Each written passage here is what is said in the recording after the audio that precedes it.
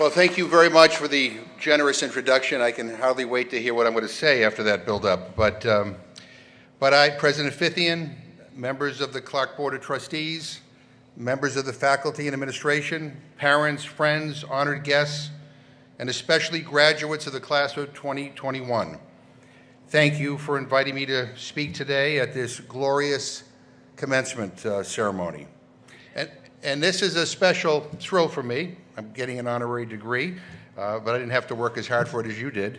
And it means a lot to me because Clark is not only one of the finest universities in the world, but I'm thrilled by this degree and being here today because Clark is also a champion for change and a force for justice, whether it's halfway across the city or halfway across the globe.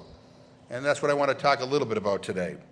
I also want you to know that I'm honored to be here among such an incredibly talented group of students who earned a degree during a once-in-a-century global pandemic.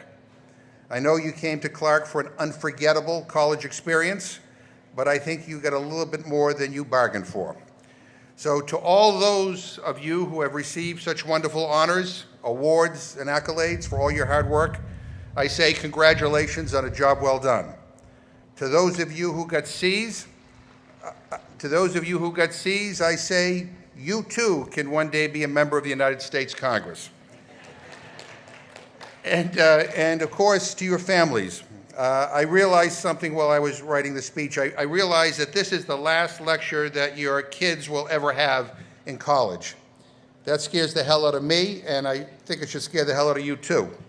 So I'm the father of two kids, a son who just graduated from college and a daughter who's a rising sophomore.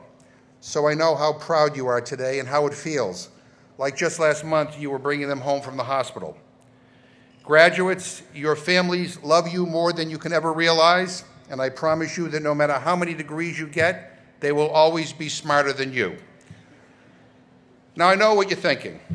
We just made it through 4 years of college, a global pandemic, an insurrection, and now we have to listen to some politician. So I know these speeches are often boring. In fact, I feel like it hasn't been very long since I sat where you're sitting. So I promise you I'll try to keep this short and to the point. I graduated from American University in Washington, D.C. in the spring of 1981. But my graduation was a little bit different than yours. Actually, it was a lot different than yours. My commencement speaker was a man named George Gilder, who was Richard Nixon's former speechwriter, and who had just earned the title of Male Chauvinist Pig of the Year from Time magazine. He also said that there was no evidence of discrimination against black women in America, and he popularized trickle-down economics. Needless to say, I was less than enthused. I grew up here in Worcester, so naturally my whole family drove down to Washington. They were up in the stands, mom, dad, sisters, cousins, everyone. Half of Worcester was at my graduation, looking down with smiling faces, excited for my special day. And there I was, sporting a black armband and passing out leaflets explaining to parents why 50 of my classmates and I were about to launch a protest, turning our backs in silence during our graduation speaker. Now, my classmates and I disagreed vehemently with Gilder's policies, sure, but we respected his right to speak. What we didn't respect and couldn't respect was his overt racism and sexism. So we turned our backs. So we turned our backs. Yeah, I don't know what that was, but anyway. But we turned our backs, and honestly, I was surprised that some of us weren't arrested. The dean of my college, who didn't really like me very much, actually had a security guard stationed right next to me. But I thought we were respectful in our dissent. And to my amazement, when I turned around and I looked up in the audience, I saw that a majority of parents and family members and friends stood and they turned their backs in solidarity with us. And that was an inspirational moment for me. Now, our speaker, George Gilder, looked like a deer in headlights. It was the first time I'd ever seen someone read a 20-minute speech in 2 minutes. Now, our demonstration didn't change the world, but it did change some minds that day. And that's because people, All of us have power, often much more than we realize. And here's the deal. Unless you use it, unless you exercise your power, things don't change. Now, I know there are some of you who will say, hey, look, I'm going to vote, and I'm going to pay my taxes, and I'm going to pay attention to what's in the news, and I'll have opinions on things. But quite frankly, given all that's happening in this country, given all that's happening in the world, that's no longer enough. It's not enough to do the bare minimum. It's not enough to have big ideas but expect others to do the hard work. More and more, we've come to expect less and less from each other. But I'm here to say you should expect more than the bare minimum. Now let me tell you another story. It's about a friend of mine named John Lewis. John was one of the 13 original Freedom Riders, young people who rode buses across the South in 1961 to challenge segregation in public transportation. As the leader of a group called the Student Nonviolent Coordinating Committee, John led about 600 peaceful protesters on a march from Selma to Montgomery, Alabama, around 50 miles, to dramatize to the nation and to the world that African Americans in Alabama wanted to register to vote but were being denied that right. Now, at the time, black voters had to pass a so-called literacy test. People were being asked to count the number of bubbles in a bar of soap, the number of jelly beans in a jar. There were black lawyers and doctors and college professors and teachers who flunked these so-called literacy tests. It was discrimination, plain and simple. So John organized a protest, a march from Selma to Montgomery. They marched across the Edmund Pettus Bridge over the Alabama River on a chilly Sunday morning. And when they got to the top of the bridge, they could see to the other side, there was a group of Alabama state troopers standing there. And the major said, "This is an unlawful march. It will not be allowed to continue. I'll give you 3 minutes to disperse." And John said, "Major, may I have a word?" And the trooper said, "There will be no word." John barely escaped with his life that day. He said, "We were beaten, tear-gassed, bullwhipped. On that bridge, some of us gave a little blood to redeem the soul of America." And you know what? They got back up and they marched again a few weeks later. But the cause of the marchers caught the attention of the nation, and just 4 months later, their leadership pressured Congress to pass the Voting Rights Act of 1965, which guaranteed the right to vote to all African Americans, a guarantee we are still struggling to make real even today. But without their activism, without their protest, progress would not have been made. Challenge convention, change our world. That's the motto of Clark University. And that's what I'm asking you to do.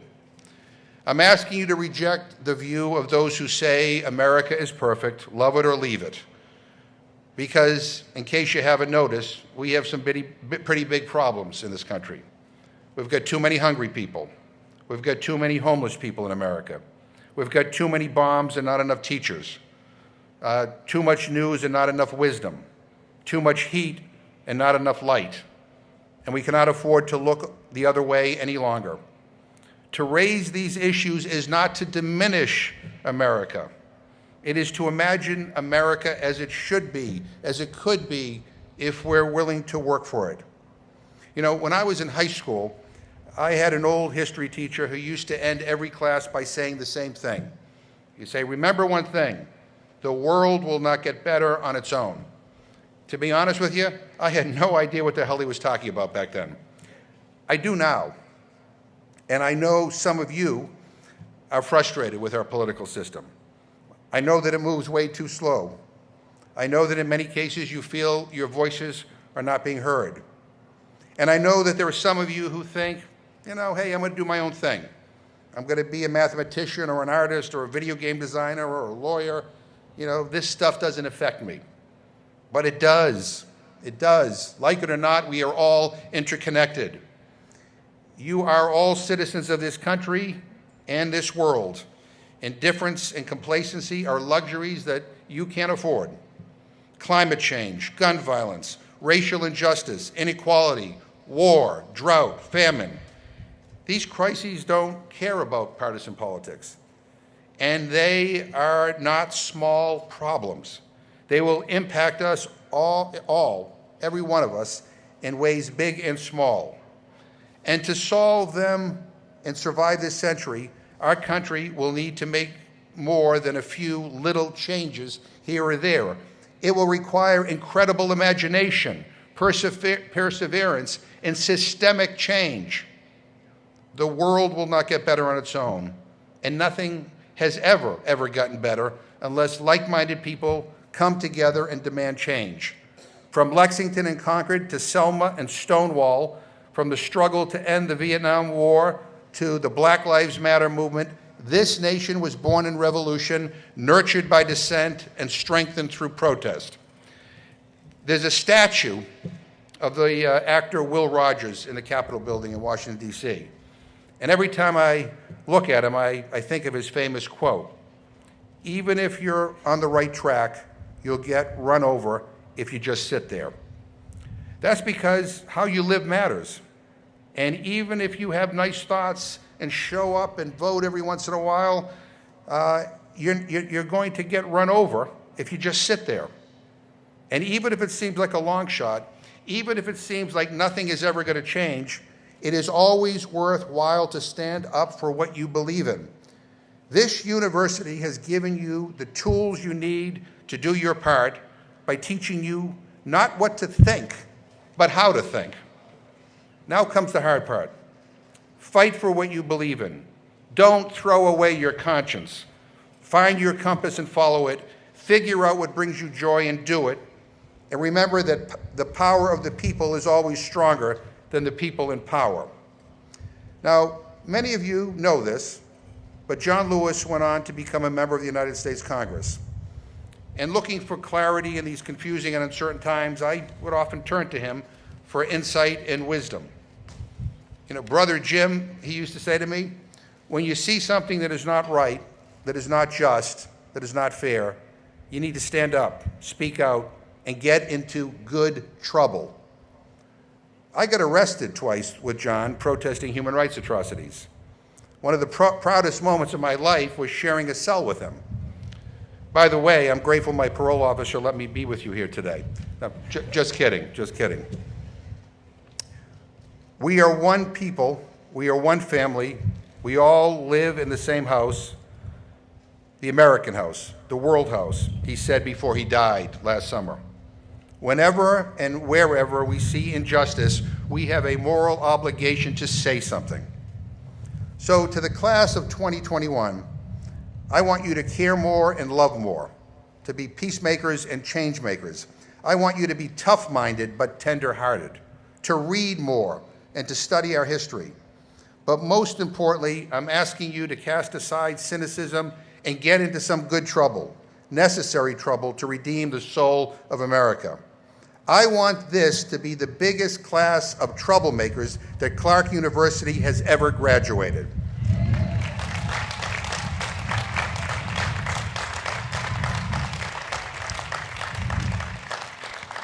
And I have to tell you, I'm hopeful that our future is in good hands. I'm hopeful because I've seen the enthusiasm and the courage and the conviction of your generation. I've seen you march and protest and organize.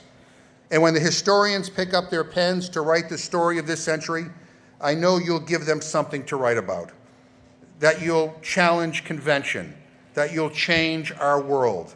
I stake my hopes for the future on the energy and the wisdom and the conscience of your generation and on the class of 2021. Thank you and congratulations.